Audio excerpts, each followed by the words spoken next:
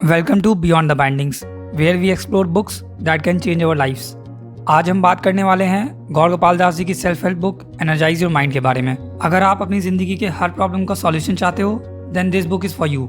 चलिए इस बुक के कोर सेक्शन पर बात करते हैं जो आपकी मेंटल एंड इमोशनल वेलबींग को रिचार्ज कर सकते हैं। So basically this book is divided into 4 sections. हम एक एक करके बात करेंगे हर सेक्शन पर। So let's get started.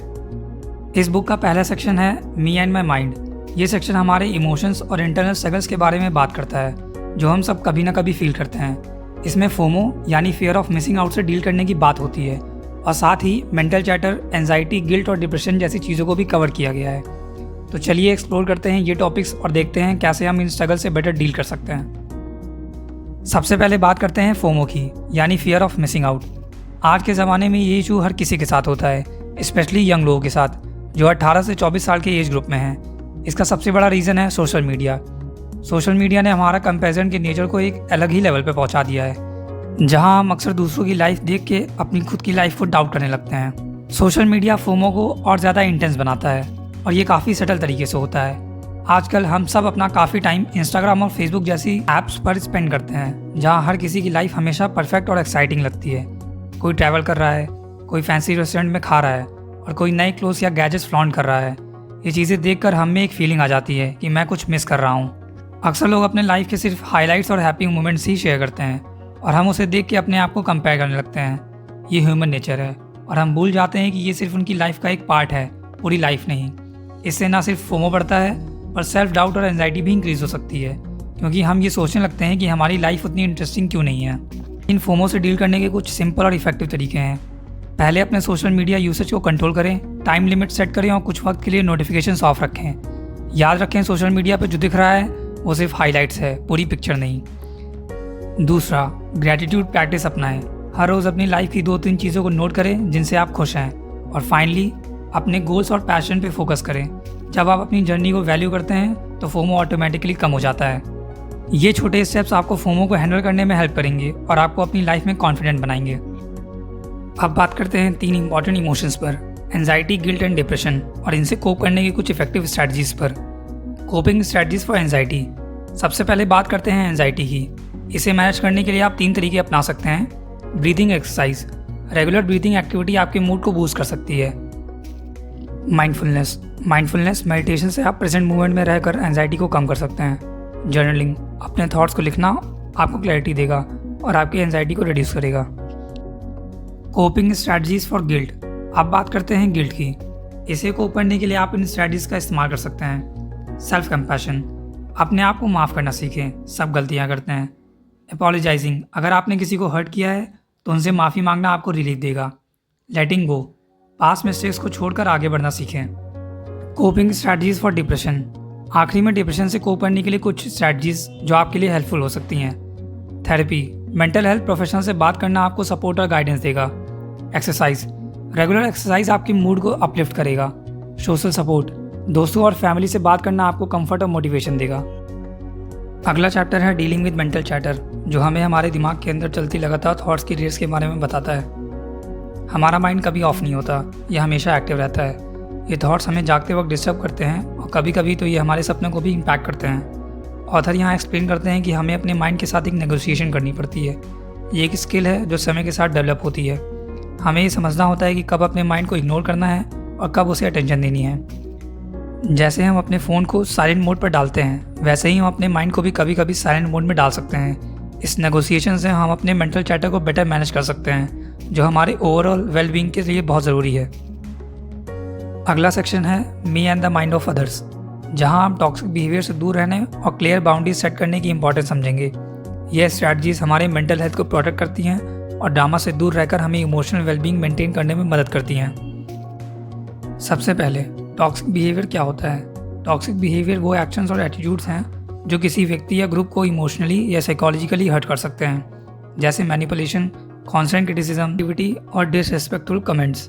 ऐसे लोगों के साथ रहना हमारे मेंटल हेल्थ को ख़राब कर सकता है और हमें एंजाइटी या डिप्रेशन जैसी प्रॉब्लम्स का सामना करना पड़ सकता है। चलिए बात करते हैं टॉक्सिक बिहेवियर को कैसे हैंडल करें। टॉक्सिक बिहेवियर को हैंडल करने के लिए सबसे पहले ज़रूरी है कि आप उसे पहचानें। सोशल मीडिया पर या नेगेटिव लोगों के साथ आपको टॉक्सिक बिहेवियर दिखाई दे सकता है।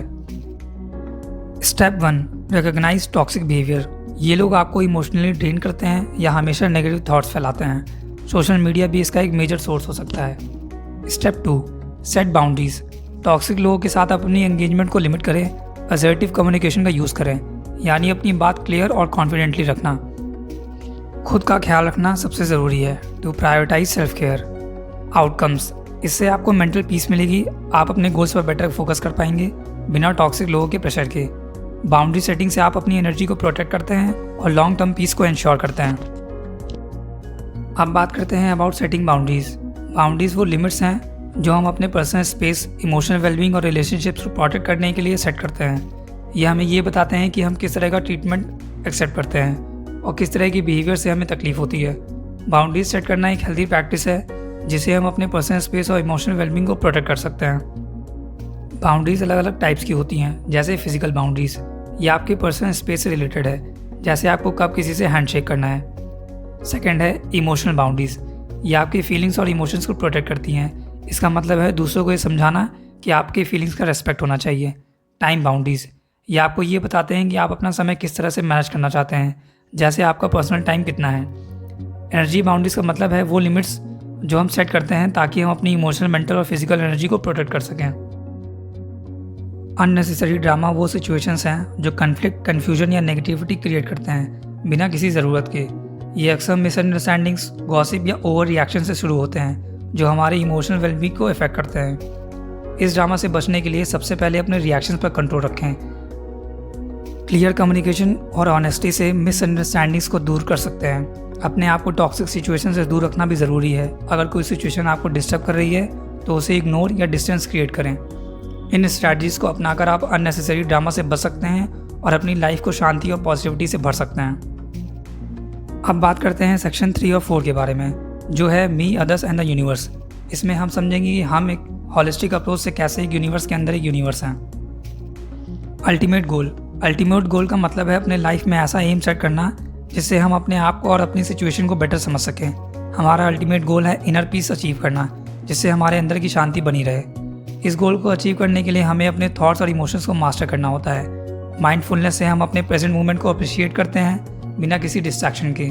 साथ ही बाउंड्री सेट करना भी ज़रूरी है ताकि हम अपने मेंटल पीस को प्रोटेक्ट कर सकें। इन सब एस्पेक्ट्स को अपनाकर हम अपने अल्टीमेट गोल की तरफ बढ़ सकते हैं, जिससे हमारी लाइफ बैलेंस और फुलफिलिंग बनेगी। तो दोस्तों, आज हमने गौर गोपाल दास जी की बुक एनर्जाइज योर माइंड का रिव्यू किया। इस किताब में उन्होंने हमें ये समझाया है कि कैसे हम अपने थॉट्स और इमोशंस को मैनेज करके अपने लाइफ को एनर्जाइज कर सकते हैं। हमने देखा कि कैसे ये किताब एंजाइटी, गिल्ट और डिप्रेशन जैसी फीलिंग्स से कोप करने की स्ट्रैटेजीज प्रोवाइड करती है और कैसे बाउंड्री सेट करना और अननेसेसरी ड्रामा से दूर रहना ज़रूरी है। गौर गोपाल दास जी ने हमें ये भी सिखाया है कि हमारा अल्टीमेट गोल इनर पीस और माइंडफुलनेस है। ये किताब ना सिर्फ इन्फॉर्मेटिव है बल्कि बहुत इंस्पायरिंग भी है। तो अगर आप अपने इमोशनल वेलबींग को एनहांस करना चाहते हैं तो एनर्जाइज योर माइंड आपके लिए परफेक्ट रीड हो सकती है। मैं आपको इस कोट के साथ छोड़ता हूँ, we may not have the perfect moment but we can make it a happy moment. धन्यवाद और मिलते हैं अगले वीडियो में। अगर आपको ये वीडियो अच्छा लगा हो तो इसे लाइक करें, हमारे चैनल को सब्सक्राइब करें और अपने दोस्तों को शेयर करें। और हाँ, अगर आपको इस वीडियो में यूज़ किए हुए सारे मेंटल मैप्स चाहिए तो आप डिस्क्रिप्शन बॉक्स में दिए हुए लिंक से उसे ले सकते हैं।